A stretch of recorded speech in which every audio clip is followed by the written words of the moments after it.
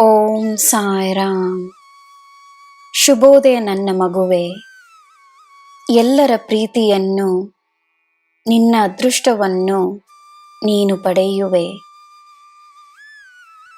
ನೀನು ಕಳೆದುಕೊಂಡಿದ್ದಕ್ಕಿಂತ ಹೆಚ್ಚಾಗಿ ಪಡೆಯುವೆ.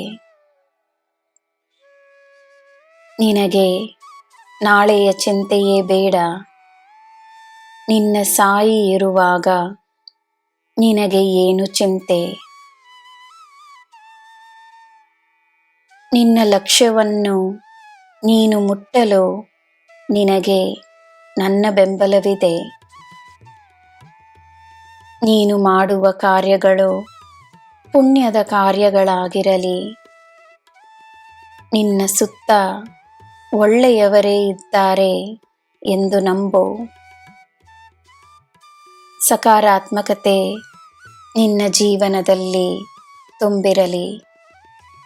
ನಿನಗೆ ಒಳ್ಳೆಯದೇ ಆಗಲಿ. ನಿನ್ನ ದಿನ ಶುಭವಾಗಿರಲಿ. ಸರ್ವಂ ಸಾಯಿಮಯಂ.